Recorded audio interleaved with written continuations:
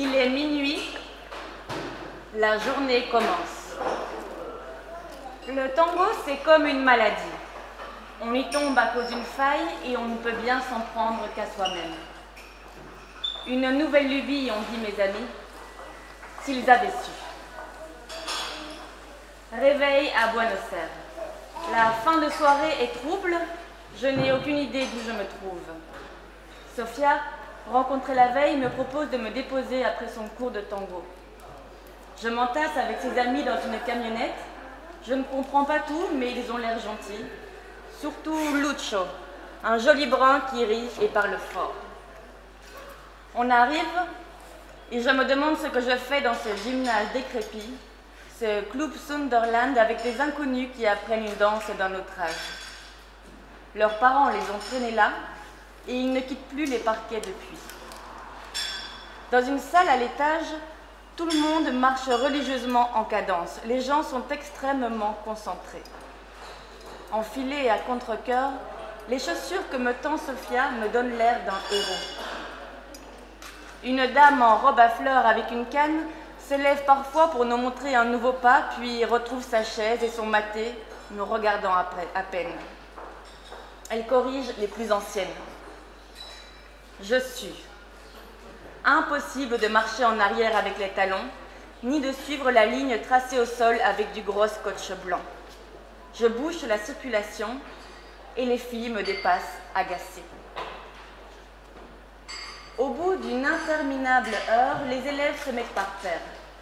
Je n'ai aucune idée de ce que je dois faire.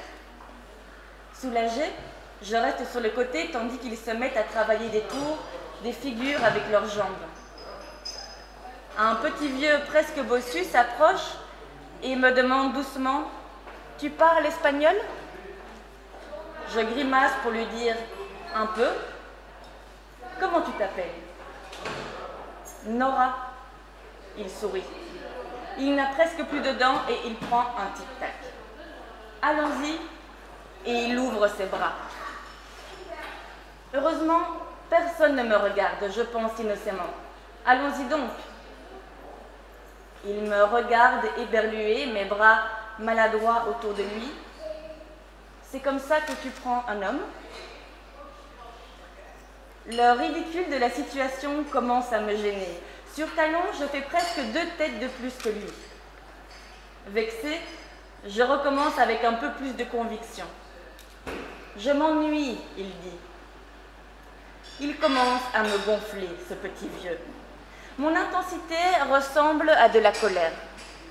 Plus doux, il me conseille, comme ça. Il m'enlace et soudain, c'est un géant. J'ai l'exacte et terrifiante sensation qu'il m'aime en mieux, qu'il m'a aimé toute sa vie, qu'il m'aimera toujours.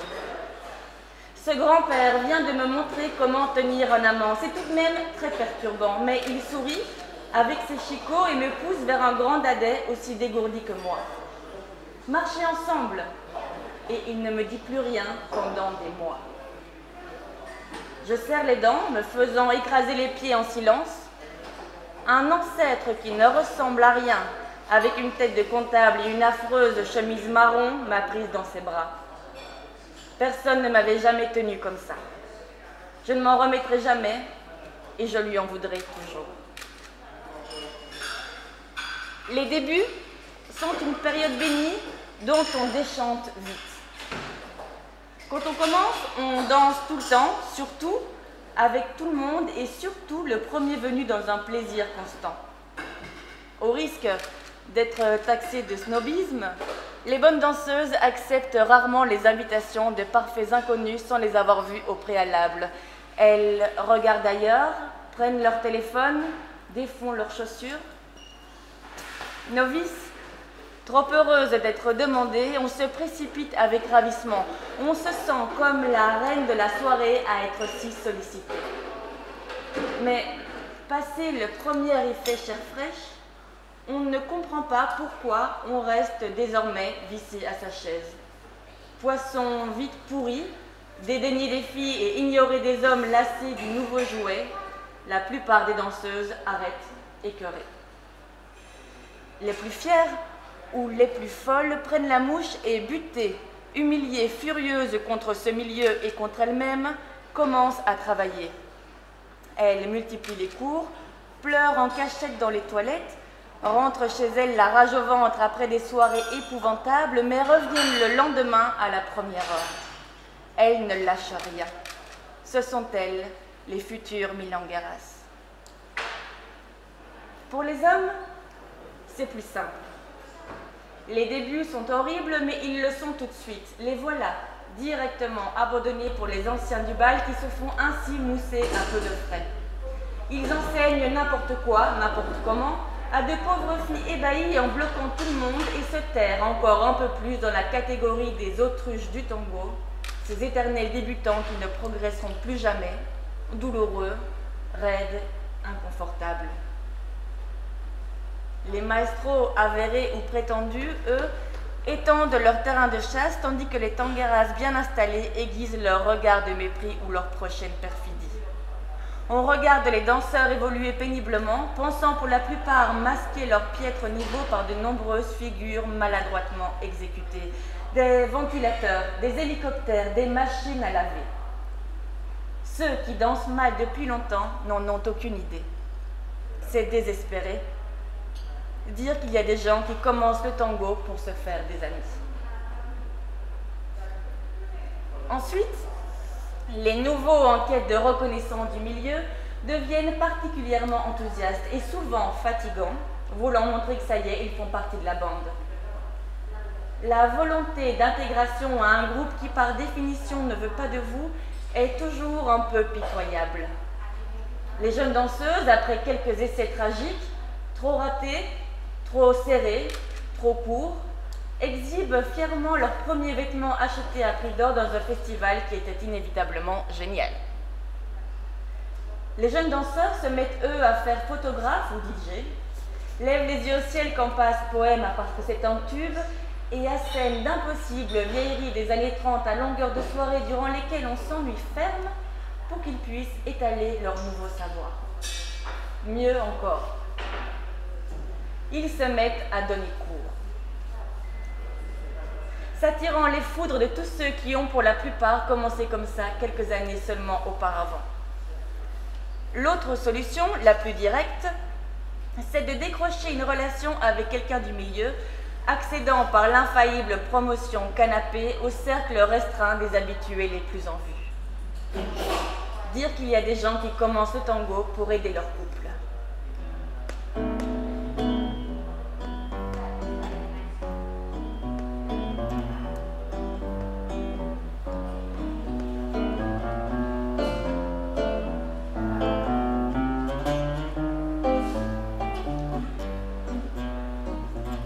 Des tables en formica, des nappes en papier, des chips, un éclairage moche, nous voilà prêts à construire un nouveau monde. Quand on voit certains jours par le prisme du tango ce qu'ont fait des nouveaux venus dans une communauté, il y a de quoi perdre foi en l'humanité. Il faut sortir au plus vite de cette catégorie de pestiférés qu'on appelle les débutants. Ne danse pas les milongas avec quelqu'un que tu ne connais pas. À ton niveau, c'est du suicide social. Et par pitié, achète-toi une deuxième paire de chaussures. Quoi d'autre? Ben rien. De toute façon, pour l'instant, la seule vraie question, c'est qui arrivera à sauter en premier. Pardon? No, non passa nada, abbiamo para mí, un po' differente.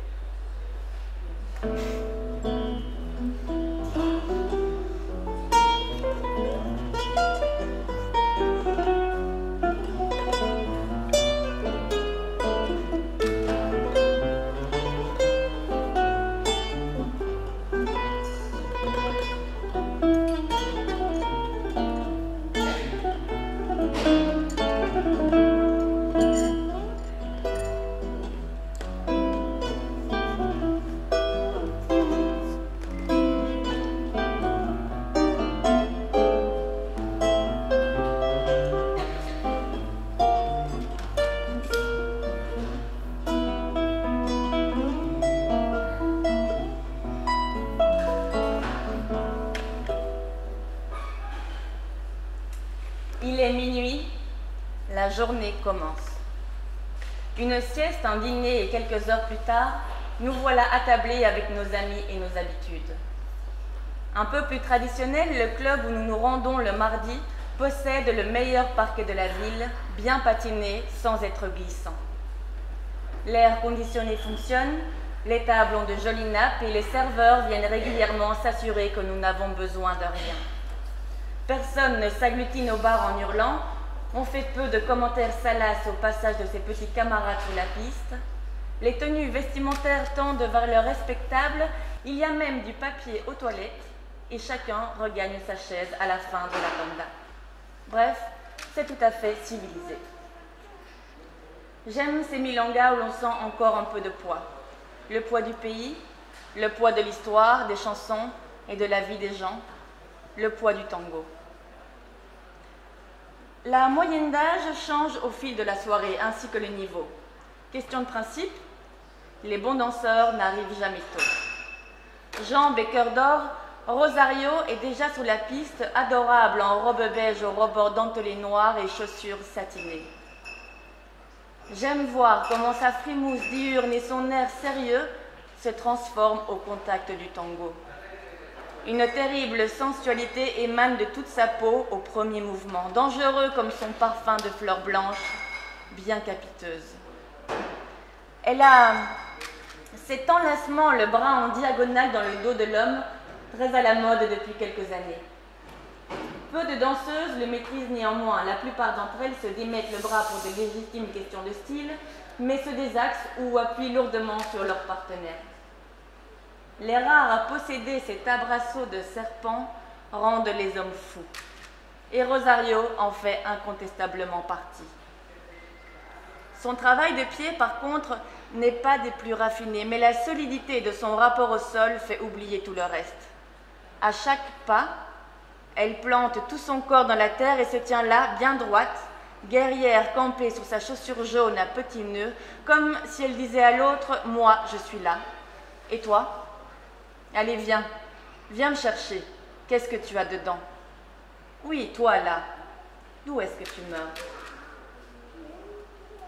Il en faut du courage pour aller se mettre face à quelqu'un comme ça, d'oser lui donner tout ce qu'on a, d'oser lui montrer tout ce qui nous manque.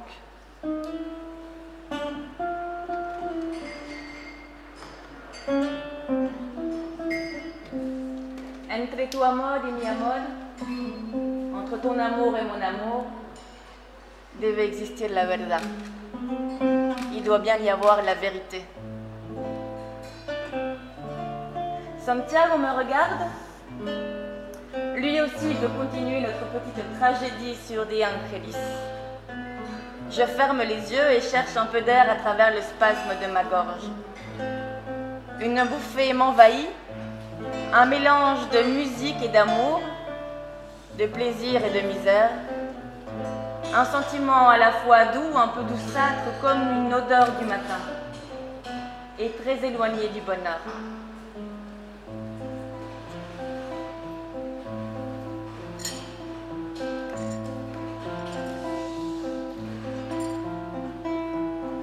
On tourne à côté de Martine et Casmine, sentant leur présence, leur mouvement, leur corps. On s'arrête proche d'eux à la fin des morceaux, on se touche, on communique avec des antennes. Le tango se danse à plusieurs. De cette étrange torpeur, je passe ensuite dans les bras de Martine qui me réveille immédiatement.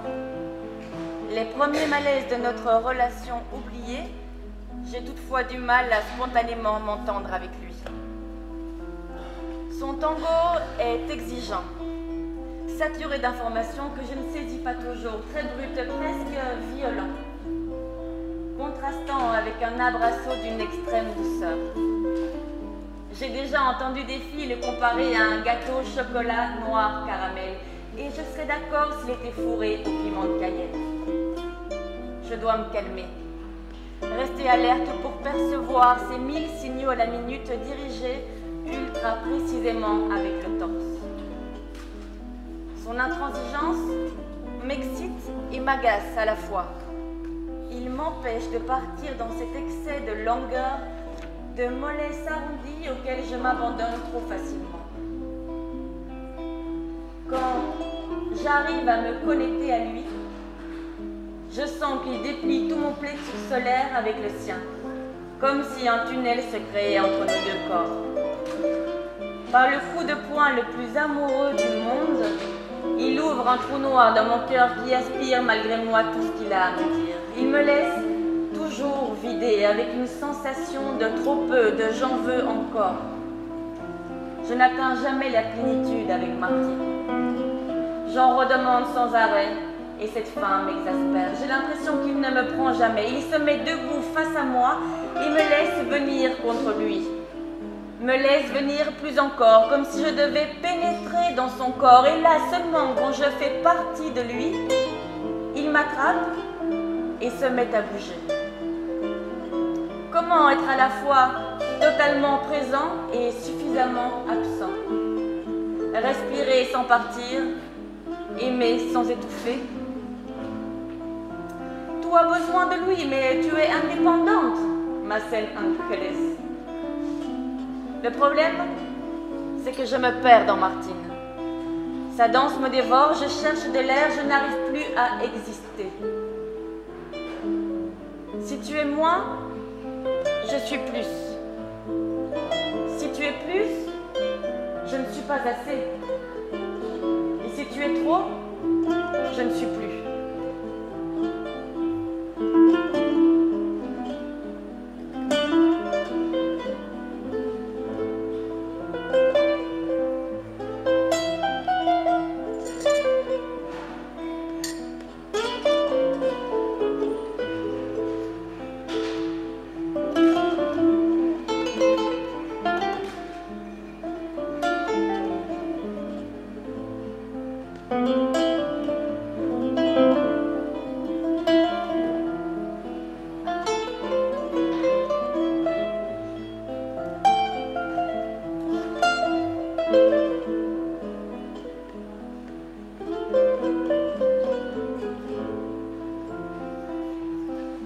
Avec Santiago se passe l'exact opposé, immédiateté et plaisir pur.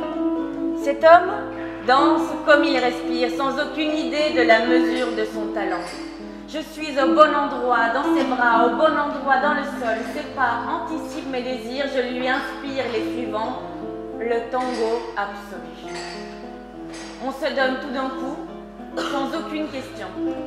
On danse, je danse, il répond et inversement, c'est l'abandon suprême. Plus mon enlacement devient trouble et vénéneux, plus ses marques sont claires, plus je noircis, plus sa danse devient franche et lumineuse.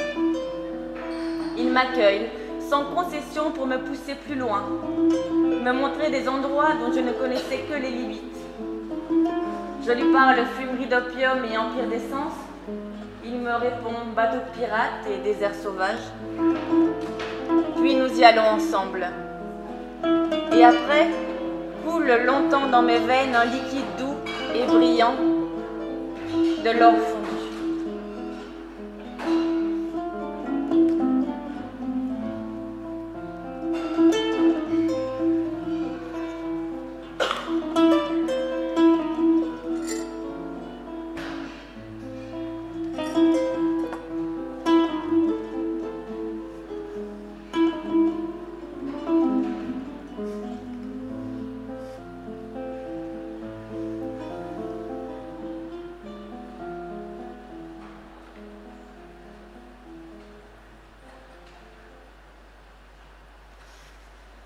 C'est en été que Buenos Aires est habité de ses dieux. Ils y reviennent dès le printemps accompagnés d'une cohorte de diables. Dans la fournaise de janvier, le tango porteño se retrouve au grand complet. Les maestros, les touristes, les vieux locaux, les jeunes rois de la piste. L'été démarre, le niveau de danse se hisse d'un cran, et avec lui la lutte acharnée contre la chaleur moite de la ville qui vous fait ressembler à une répugnante épave en quelques morceaux. Il faut savoir que les Argentins sentent toujours bon. Cela comporte un avantage indéniable sur le tango européen. Vous avez très peu de chance de subir une tanda avec la sensation de suffoquer la tête coincée dans une vieille aisselle ou avec un indélicat sans conscience aucune qu'il sent les pieds de la bouche. Les Argentins prennent 6 douches par jour, mettent du déodorant, du parfum, consomment des quantités astronomiques de pastilles mentholées et changent de chemise dès qu'ils suent. Pour les Argentines, c'est encore plus simple. Elles ne suent pas. Du moins, elles ne suent apparemment pas en public. Les toilettes pour femmes des Milongas sont le camp de base de la guerre contre l'inévitable dégradation physique qui survient dans la soirée. Autour des lavabos et miroirs à l'éclairage impitoyable, on peut acheter chewing-gum, bonbons, crèmes, épingles et brosses à cheveux, déodorants, bijoux, mouchoirs, maquillage, tampons, lingettes, postiches. On y trouve aussi toujours une âme charitable, vraie ou fausse amie, pour vous dire que non, ce n'est pas trop... Non, te quedó perfecta, sí. Estás bárbara. Et que non, ce n'est pas trop le phare à paupières turquoises, alors qu'on a vaguement la sensation d'être un camion volé. Après avoir rapidement constaté qu'on était la seule à ne plus ressembler à rien au bout de 3 tandas, le cheveu collé et l'œil dégoulinant, on prend vite l'habitude d'y faire des passages réguliers, pudiquement appelés rénovation. Outre les paires de chaussures, les sacs des filles sont farcis d'un attirail de toilette professionnel et de vêtements de rechange auxquels s'ajoute un discret baiser en ville. La milonguera est prête à tout le temps.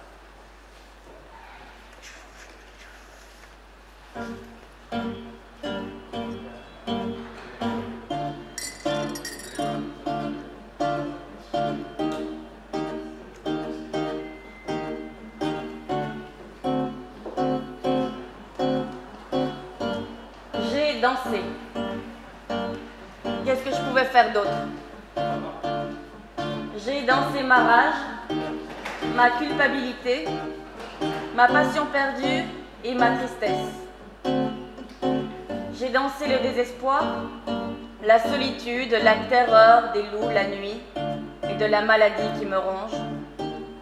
J'ai dansé les enfants que je ne pourrai jamais avoir. J'ai dansé le regret de mon ancienne vie qui ne reviendra jamais. J'ai dansé la joie de pouvoir tirer sur cette corde à l'intérieur de moi avant qu'elle ne cède.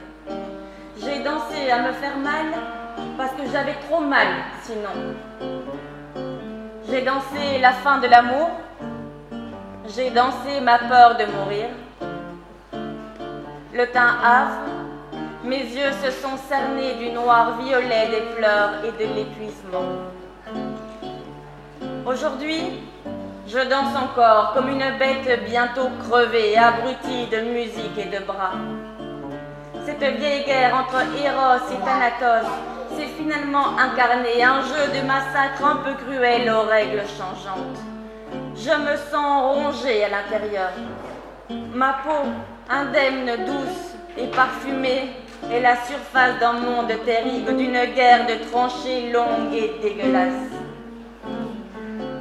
Je suis cette corrida que plus personne ne veut voir, faite de beauté, de merde, de mort et de sang. J'ai mal et je danse. Je ne peux pas m'arrêter et ne sais même plus pourquoi. Par plaisir de la douleur, par perversion de pousser mon corps à bout jusqu'à ce qu'il lâche, pour lui montrer que je fais toujours ce que je veux dans ce dédoublement stupide de moi-même. Parce que cette douleur-là est justement celle de la vie, pas de la mort. Parce que la musique, les bras de cet homme ou de celui-là ou d'un autre, les endorphines, tout me porte et m'empêche de cesser, poupée cassée sur la piste. Parce que j'ai trop peur de mourir quand je m'arrête. Parce que j'en veux encore. J'ai mal et mon visage extatique s'illumine, on dirait Sainte Thérèse, et elle jouit Sainte Thérèse. J'ai le sourire triste et lumineux des grands drogués, des foutus, des irrécupérables. Encore, je disais à Antonio quand il me baisait, chaque pas que je danse, plus près de la mort, encore.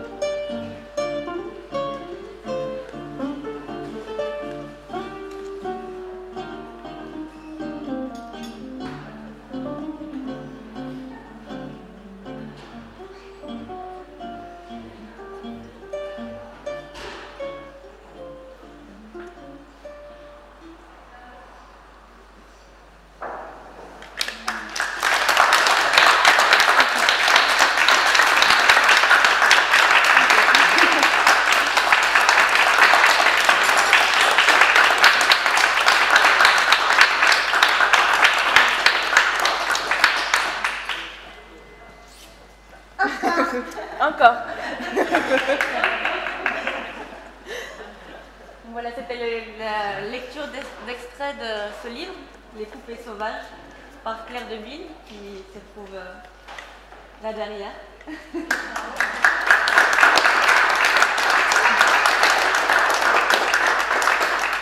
organisé dans le cadre du Bruxelles Tango Festival, qui est un gros festival tango qui va se passer les 24, 25, 26, 27, c'est ça? Du 23 au 27, un peu partout dans Bruxelles, avec des grosses soirées de danse et des événements musicaux, et sur la Grande Place aussi. Toutes les informations. Voilà, toutes les informations chez Nathalie. Et donc c'était.